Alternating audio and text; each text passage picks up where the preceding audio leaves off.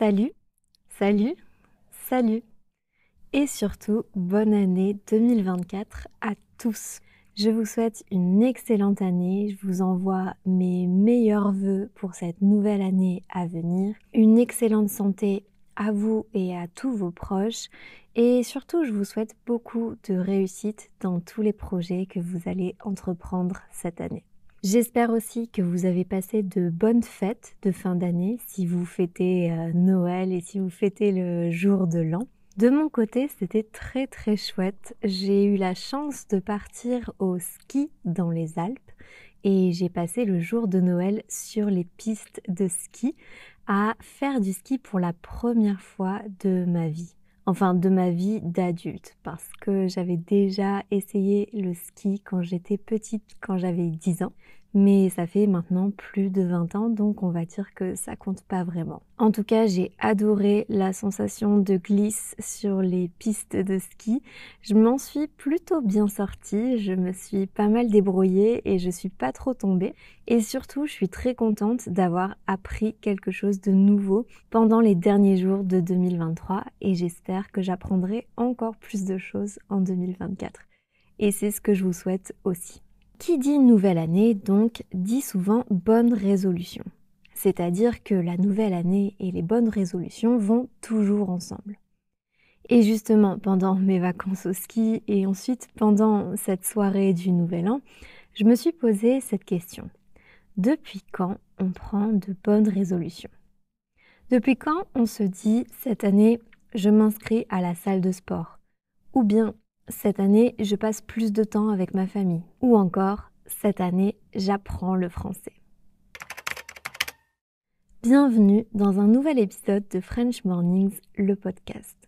Aujourd'hui, on va parler de traditions, des mois de l'année et de bonnes résolutions.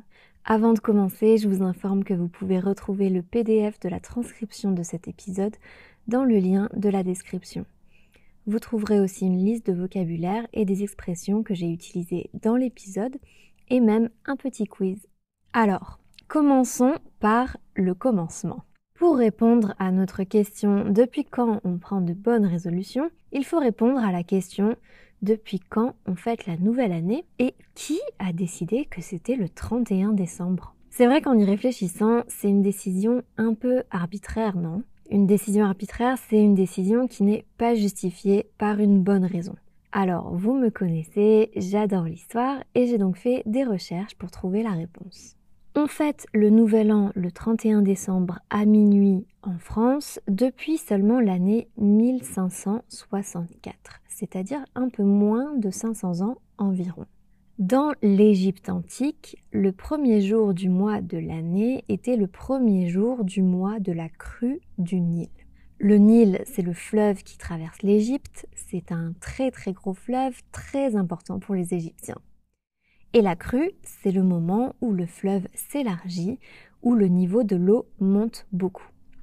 Ensuite, un peu plus tard, pour les Romains, le premier mois de l'année était le mois de mars. Ce qui est, je trouve, assez logique finalement. Mars, c'est le premier mois du printemps. Le mois où les beaux jours reviennent, le mois où les températures remontent, où l'herbe redevient verte, où les arbres sont en fleurs, etc. Bref, c'est le mois du renouveau, de la renaissance. C'est donc assez logique que ce soit le premier mois de l'année, je trouve. Les Romains ont d'ailleurs dédié ce mois au dieu Mars, le dieu de la guerre. Parce qu'effectivement, pour les Romains, le printemps, avec ses beaux jours, le retour du soleil et des températures agréables, c'est le mois qui réunit les conditions climatiques pour reprendre les conquêtes et faire la guerre. Ce calendrier romain n'avait d'ailleurs que 10 mois, de mars à décembre. C'est pour ça que le mois de septembre s'appelle septembre, c'est le 7e mois de l'année du calendrier romain.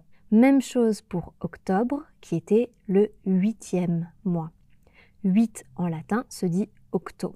Et novembre était le 9e et décembre le 10e et dernier mois de l'année. C'est Jules César qui commencera à transformer ce calendrier et à décaler la date de la nouvelle année au mois de janvier. Et comme ce calendrier de 10 mois n'était pas tout à fait exact, il a aussi ajouté 2 mois supplémentaires. Les mois de quintilis et sextilis, on excusera mon accent latin, ont été ajoutés entre le mois de juin et le mois de septembre. Par la suite, après l'assassinat de Jules César, un assassinat c'est un autre mot pour dire un meurtre quand on tue quelqu'un, son ami le consul Marc-Antoine propose de renommer le mois quintilis en son honneur. C'est pour ça qu'on parle aujourd'hui du mois de juillet qui vient du nom Jules. Et il s'est passé plus ou moins la même chose pour le mois d'août. Après la mort de l'empereur Auguste, le Sénat de Rome lui dédie le 8e mois de l'année. Le mois d'août s'appelle donc août en l'honneur de l'empereur Auguste. Évidemment, ça a un petit peu évolué pour prendre la forme du mot août qu'on connaît aujourd'hui, mais l'accent circonflexe qu'on retrouve sur la lettre U rappelle justement le S de Auguste. Souvent, quand vous voyez un accent circonflexe en français, c'est que dans la précédente écriture, il y avait un S. À partir de Jules César, on fête donc le Nouvel An au 1er janvier. Mais dans le temps, le jour du Nouvel An continue de changer de date. À l'époque du roi Charlemagne, la nouvelle année commence le jour de Noël. Plus tard, au XIIe siècle, on décide de fêter la nouvelle année le jour de Pâques, au mois d'avril. Et chaque pays, royaume, principauté, etc., État d'Europe décidait un peu de sa propre date. C'est finalement le roi Charles IX qui décida officiellement que le 1er janvier serait le premier jour de l'année. Quelques années plus tard, en 1582, le pape généralise cette décision à tout le monde catholique. On remet les pendules à l'heure pour tout le monde. Voilà donc quelques précisions sur la date. Mais les bonnes résolutions alors? Qui a eu cette idée en premier? Eh bien, les premiers à avoir pris de bonnes résolutions, ce sont les Babyloniens, 4000 ans avant Jésus-Christ. Les Babyloniens fêtaient la nouvelle année au printemps et c'était le moment pour eux d'adresser de nombreuses promesses à leurs dieux. En échange, les dieux étaient censés les protéger. Cette tradition a continué dans le monde romain et jusqu'au monde moderne d'aujourd'hui. Aujourd'hui, les gens sont toujours très nombreux à prendre de bonnes résolutions et comme je suis curieuse, je suis allée demander à quelques personnes dans la rue quelles étaient leurs bonnes résolutions de 2024. Moi, je vais faire la phrase bateau, j'attends pas la nouvelle année pour faire les résolutions. Bah non, mais si on a envie de faire quelque chose, faut le faire directement, quoi. Parce que généralement, quand tu prends des résolutions en janvier, c'est que tu sais que tu vas pas forcément les tenir. Je pense que statistiquement, il n'y en a pas des masses qui les tiennent, donc j'attends pas. Oui, ça dépend de la personne. Prendre un peu plus de temps pour moi, j'avoue. C'est vraiment, je pense, principalement ça. Et arrêter de courir partout, en fait. Arrêter d'être dans l'urgence tout le temps. Et être plus présent aussi auprès de ma famille, parce que là, en ce moment, je les vois très rarement, voire jamais en fait. Et donc ça fait longtemps que je les ai pas vus, ça fait des mois, donc j'avoue que plus de choses en famille en vrai ça serait pas mal. Okay, c'est une bonne résolution. Même en pas, général, non, c'est pas, non, ça par contre c'est pas trop mon. Non, je pense que ça me démotiverait plus en fait de me rendre compte que j'ai du mal à tenir une décision que je prends comme ça au début d'année. Non, c'est pas trop mon truc. Non, mais j'en prends plutôt tout au fil de l'année ou plutôt j'ai déjà des résolutions donc. Voilà. Donc t'attends pas janvier Non, j'attends pas janvier. Plus de temps pour moi, vraiment c'est important. Moins courir, vraiment c'est... Ma vie est à 300 à l'heure et ça commence à être un peu trop intense. Voilà, aller plus lentement, faire attention. Oula, j'y pense jamais parce que je les tiens jamais.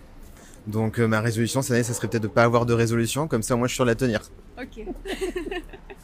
Tout simplement. Alors peut-être un peu moins travailler. Être plus me consacrer à ma vie personnelle que professionnelle, ça serait peut-être la résolution à tenir. D'accord. De mon côté, j'ai pris 2 résolutions pour cette année 2024.